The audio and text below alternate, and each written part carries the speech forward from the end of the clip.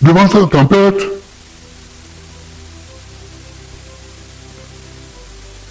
les Ivoiriens se sont organisés. En ce qui nous concerne, nous avons créé avec nos amis du PDCI le Front commun. Nous avons créé aussi l'organisation Trop c'est trop, confiée justement à Damana Picasse, qui vient d'être mis sous mandat de dépôt. Et puis bon, nous sommes entrés en protestation. On a protesté contre ce qui ne semblait pas être de la politique, mais qui semblait être du nettoyage sur le chemin de quelqu'un.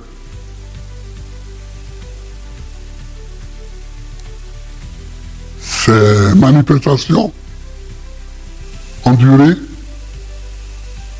quelques jours, quelques semaines peut-être. Je n'en sais plus rien, mais elles ont eu lieu.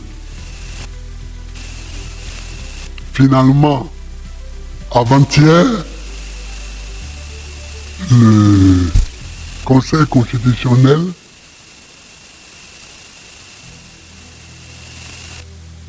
a déclaré Alassane Ouattara élu, ce qui a déclenché une vague de reconnaissance, principalement des États-Unis et de la France. Bon, d'autres peut-être, mais ce que j'ai appris,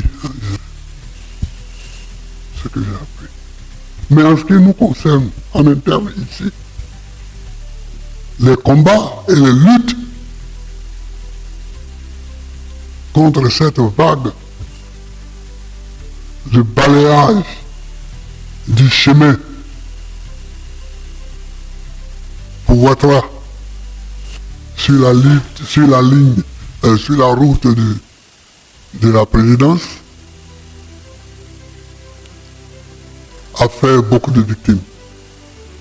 Nous avons eu à peu près une trentaine de morts.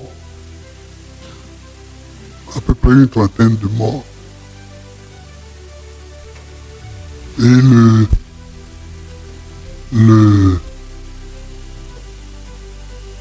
cas le plus singulier a été Nayo, où nous avons envoyé notre camarade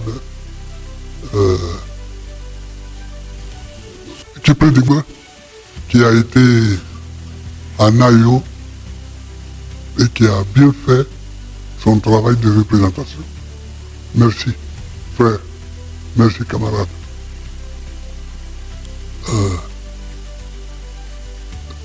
J'ai dit camarade parce qu'il est militant. J'ai dit frère parce que je suis météo aussi. Parce que je suis météo aussi. Donc, moi-même, j'ai envoyé mon épouse à Nayo, mais c'est en complément du travail de Kipredigbe à Nayo, à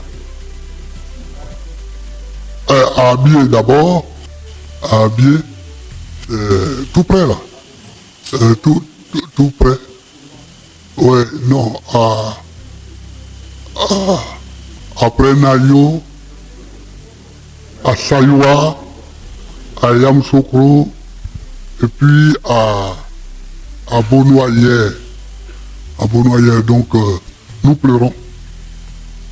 Nous pleurons les morts, mais nous pleurons aussi les emprisonnés.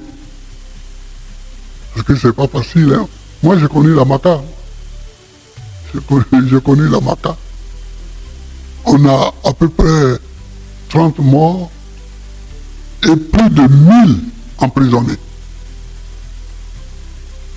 Parce que le ministre a dit qu'il a fait 700 prisonniers pendant ces événements-là. Or, avant ces événements, il y avait déjà des prisonniers. Donc si on compte le tout, on doit avoir plus de 1000 prisonniers. Alors je remercie tous ceux qui ont aidé nos gens à pleurer, monsieur et madame Monet, le premier secrétaire général adjoint, le maire de Yakassé à Tobrou, oui, et puis bon, j'ai remercié Tiple Dibé, beaucoup d'autres. Il faut remercier à Beaunois aussi. Il faut saluer les gens parce que le premier à avoir été à Beaunois, c'était le secrétaire général au début de la crise. Alors voilà la situation. Une trentaine de morts, plus de 1000 prisonniers. Voilà le décor dans lequel nous sommes. Là-dessus,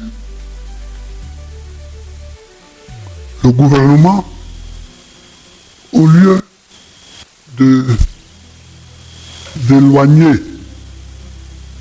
la date des élections législatives pour que on ait le temps de pleurer, on ait le temps de, tout ça, il rapproche la date des élections, empêchant ainsi les gens de pleurer leur mort,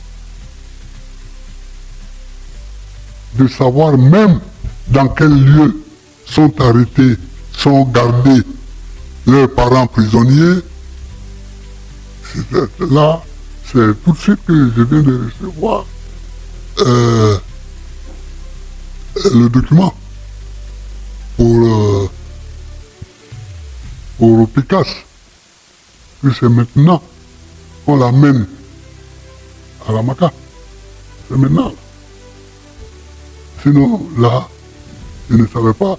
Certains le disaient au Sobroco, d'autres le disaient à la DST. Bon, je ne savais pas bien, etc. Il faut aux parents du temps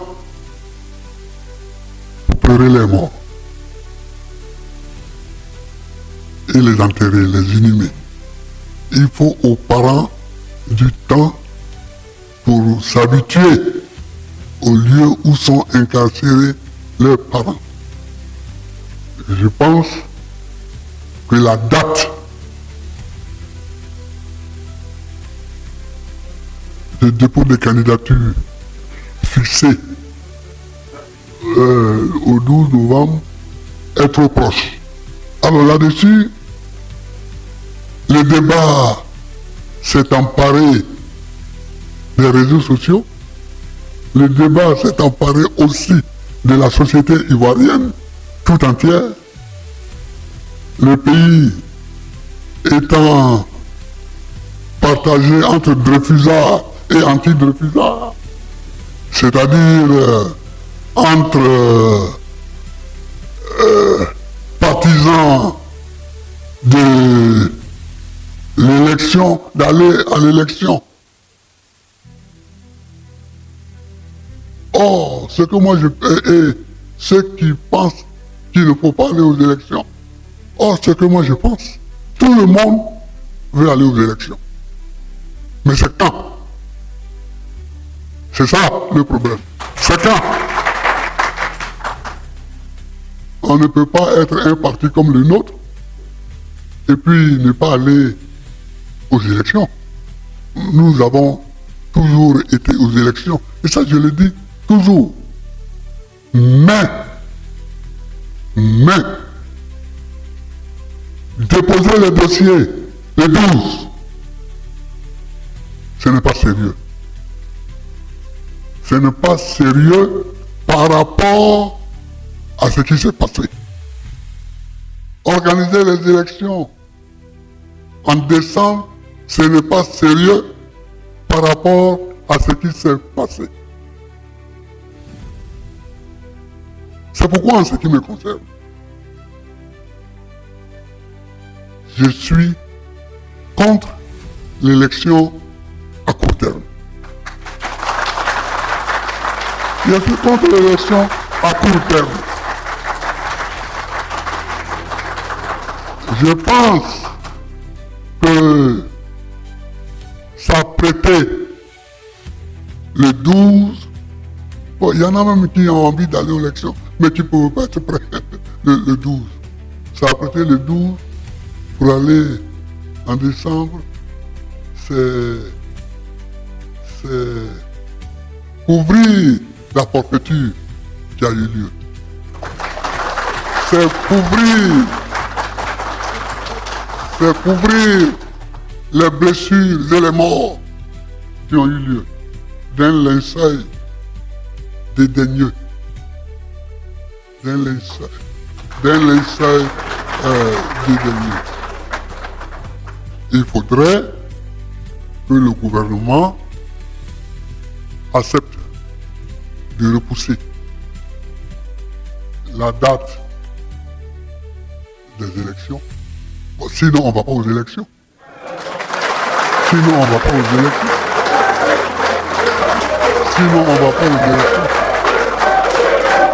Dans cette situation, je crois que dans cette situation,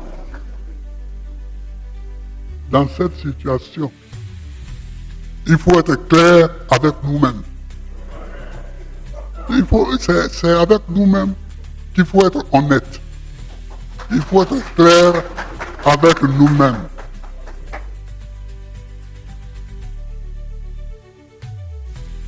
Moi, mon fils est venu me voir de lui-même. Mon fils, Michel Gbagbo. Il est venu. Et on a parlé. Mais il avait déjà un point de vue qui était au-delà même de tout ça. J'ai beaucoup d'autres fils ici. D'autres qui sont là. Mais il faut être clair avec nous-mêmes d'abord. Et c'est quand nous serons clairs avec nous-mêmes que nous le serons avec l'État. Et que Dieu nous bénira. Et que Dieu nous comprendra.